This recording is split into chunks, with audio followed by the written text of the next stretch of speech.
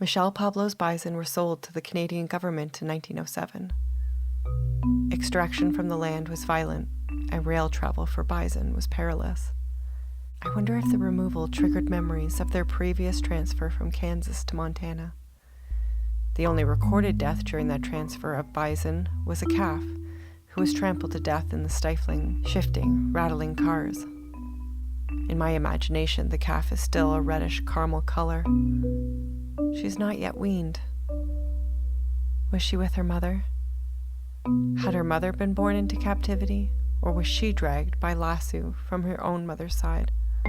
I know that somewhere in her matrilineal line, a cow fought a man to keep her calf, and probably died in the process.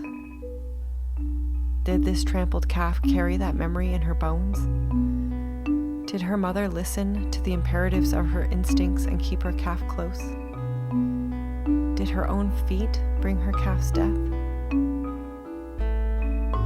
The egg that became my daughter existed in my genetic code when I was an egg inside my mother. What if my mother's trauma is playing out in my daughter's body? How does this kind of trauma make its way into genetic material? They say a butterfly has sense memories carried over from its caterpillar self, even though it basically becomes a gooey soup of cells in the chrysalis.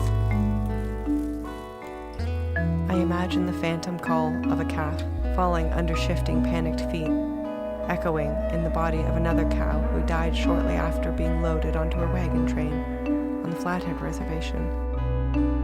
Cowboys loaded her into a reinforced wagon without her calf. The calf grunted and called to his mother.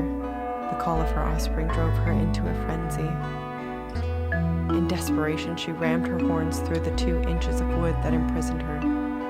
Her horns became lodged in the wood, and in thrashing against it, she broke her own neck. She was butchered, and her hide sold. I don't know what happened to her calf. I know that 19 other bison died in the roundup. 708 were shipped off the Flathead Reservation. 653 made it to the ill-fated Buffalo National Park. 55 stayed at Elk Island National Park and founded a herd there. The colonial story of bison conservation is one of rescue. The Confederated Salish and Kootenai tribes of the Flathead Reservation and many other signatories of the Buffalo Treaty are writing a new and yet ancient story. It is theirs to tell. It is incumbent on us to find it.